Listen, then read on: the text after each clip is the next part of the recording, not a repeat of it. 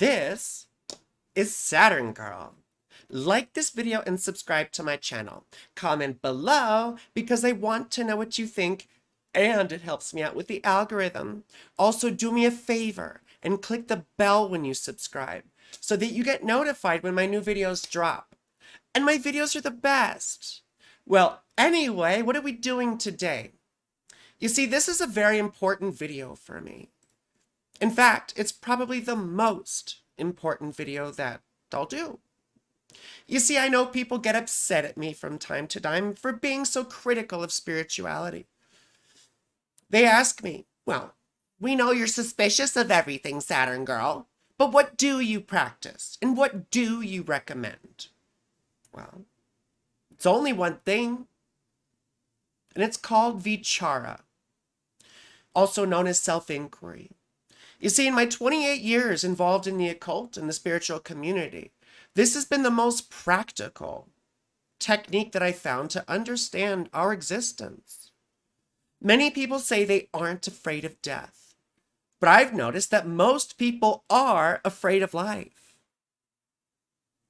We have a fundamental misunderstanding that we are at stake in this world. We take ourselves to be a mishmash of thoughts, feelings, and sensations, crisscrossing, colliding. We identify with fleeting conditions. For example, I'm Saturn Girl, I'm an astrologer, I'm a parent, I'm a trans woman. These all die with the body. But is that all you are? Are you at stake in this life? Who is really at stake? Who are you? Now, I'm not talking about mental questions. I'm talking about merely looking and sensing. And I'll show you what I mean in just a moment. But the key here is attention. How often is your attention pulled away into things that haven't even happened yet, or other things that you don't even remember correctly? We live in our heads, and our heads are robbing us of force. They're robbing us of feeling the moment. They're robbing us of being here, now. In fact, the only thing you know for sure is that you are here. If you puzzle this out and contemplate it, you'll see why it is so. But enough talking, right? Let's try this technique. First, we're going to do a preparatory technique that a friend taught me when I was about 18 or 19. It's called Zazen. So follow along with my words and do this exercise with me. First, I want you to find a place where you can sit comfortably and quietly.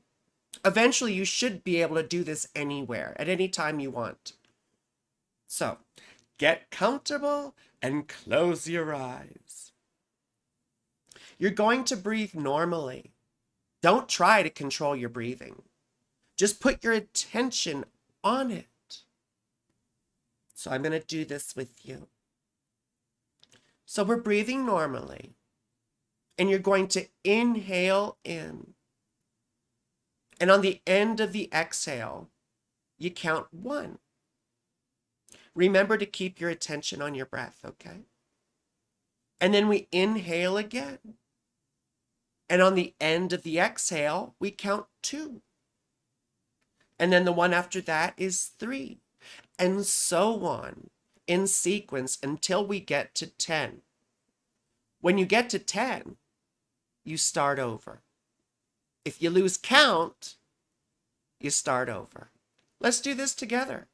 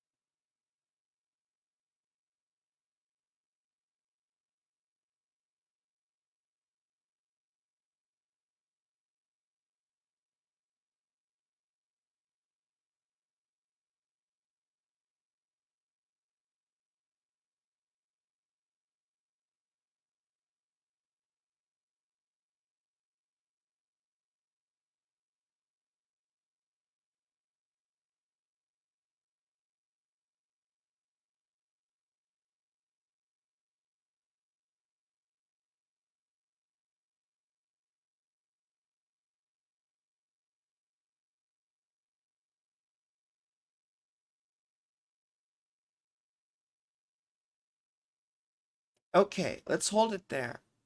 First of all, this is relaxing. But more importantly, it shows us the quality of our attention and where it needs to be strengthened. This exercise helps you with that, and it improves our skill here, right? For the main exercise, which is called Vichara. It's redonkulously easy to do, and it's redonkulously simple. Now, let's do this together, okay? I want you to close your eyes once again and just breathe normally. And I want you to listen to my voice and notice that you can direct your attention and that your attention is on my voice, right? Keep your attention there. This will sound like mindfulness, but it's not. It's more than that. Just bear with me. Now, close your eyes, sit quietly, and put your attention on my voice and on me speaking. Now, I want you to take that same sense of attention, and I want you to put it on the sensation of your relaxed tongue sitting in your mouth, perhaps pressed up against the back of your teeth or your gums.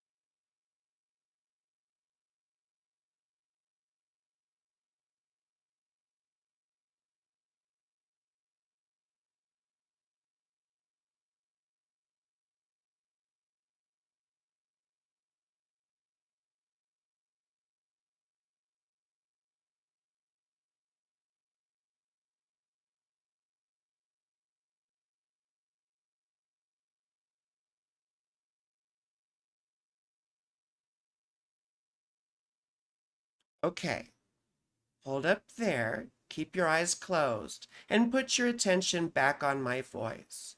Did you notice how that's just a simple background sensation that we just take for granted? I mean, until we bite our tongues, that is. Now, once again, you are listening to me speaking and your attention is on my voice. And I want you to take that same sense of attention and put it on the sensation of your teeth wedged into your gums.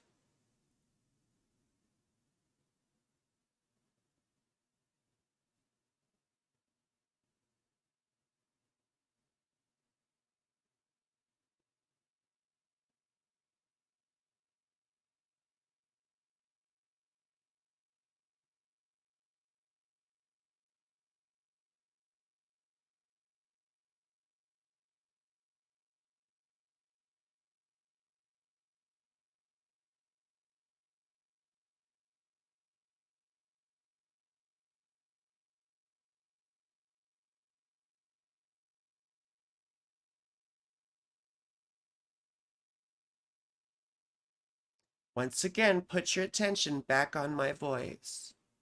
Did you notice how that was just another background sensation? Yeah? Something we take for granted? That is until we go to the dentist, right? And now, once again, your attention is on me speaking, yes. And I want you to take that same sense of attention and put it on the sensation of being you. The mind is like, what the hell does that even mean? But this isn't a mental activity. This isn't mental questioning. This is purely a sensation. What is it that you mean when you say the word me? That's where I want you to put your attention.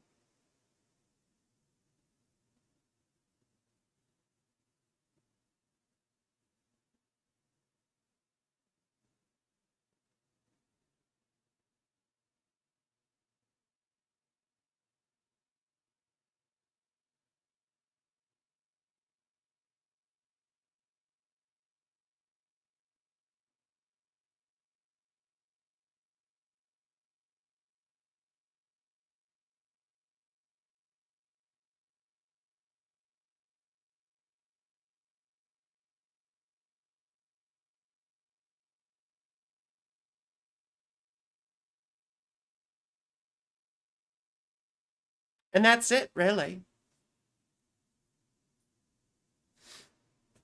Don't worry if this feels vague or nebulous, right? It is that way in the beginning, but if you've done this once, you'll certainly do it again. Yes, it may be relaxing, but more importantly, it gets us acquainted with what? The background. Everything happens upon the background. Do you remember being a child? Yes. And light may have been beaming in through the window blinds. Yes, in the afternoon. And do you remember seeing little dust particles floating through the air, being illuminated by that light, and then passing into obscurity once again as they leave it? Well, you are that shaft of light. You are the path yourself. You are the background upon which things happen. You are the journey that you are on. You are the adventure that you're having. I know this sounds like drunk talk until you feel it out for yourself. We all have unconscious patterns that hold us back, don't we? And we endlessly repeat them until we begin to what? See ourselves quite clearly. We're powerless to change these patterns. I'm sure you've tried. You know that if we try and suppress thoughts or feelings, what happens? We get physically ill. We get sick. But what I found after doing this exercise for many years is that over time, we begin to get some space or distance between ourselves and the patterns or the behavior. At first, we recoil in horror at seeing ourselves. But over time, we become less identified with the mechanical reactions in the world. When we are merely identified with our bodies, our thoughts, feelings, and sensations, we have a fundamental fear and misunderstanding that we are at stake. We have a fundamental fear of life. Now, I got this technique from a few gurus that I followed over the years. Ramana Maharshi, who preached Vichara. Maharaj Nisargadatta, who also preached pretty much the same technique. And everyone needs to read his book, I Am That. He didn't actually write it. It's a compilation of talks between him and other students. And then there's another fellow named John Sherman. And everyone needs to check out his YouTube channel. I don't know if he's still with us or not, but he was a big inspiration to me in my 20s. Anyway, he talks at length about this technique, but I can tell you that it works. I mean, I'm known as an awful person, right? And rightfully so. But believe me, I'd be much worse if I hadn't done this technique for a long time. You see, we don't even need any gurus. We don't need aliens. We don't need Atlantis, or twin flames, or secret teachings. We don't need any of those things to understand the mystery of our own existence. The fact that you are here, just the fact of being, is so mysterious, so peculiar. It's so rare and magical, and yet it's so ordinary and we take it for granted. But we all have an opportunity to understand how consciousness and the I, right? The I, that thing we call me, how it arises. You see, Maharaj Nisargadatta said that the reward of self-knowledge is freedom from the personal self. After we exhaust our desires and find that nothing ultimately satisfies, we start to crave freedom from the personal self because we notice that we're imprisoned by our identifications and our conditioning that we've acquired from life. So please join me in regularly doing this exercise. Set an alarm on your phone every day just to do it for 3 to 5 minutes. I promise it won't hurt you. But you may lose yourself and find yourself. Because if the only thing that we know for sure is that we are here, then the only way we have to know our source is through our own sense of consciousness. Now, you know me, I quote scripture all the time, right? And Christ famously said, I am the way, I am the door. No one comes to the Father but through me. Yet he also said, the works that I do, you shall also do, and greater works than these shall you do, because I go to the Father. What is the logical conclusion of these two statements? That you must be your own door. The Buddha said, learn to be your own refuge. You are the way into life. Anyway, I hope that's useful. Please remember to like, subscribe, and comment, and click the bell. Please watch my other videos because I have wonderful content and I'm pretty cute and fun. And please consider giving to my Patreon. Help me continue to make, right, wonderful spiritual and astrological content. I'm very thought-provoking, and all my information is below. I also do the best readings. It's science, right? You can book through my website, frankielynch.com, or you can message me, and all my information, once again, is below. But more importantly, I love you. You're beautiful. And have a spectacular, whatever it is you're having.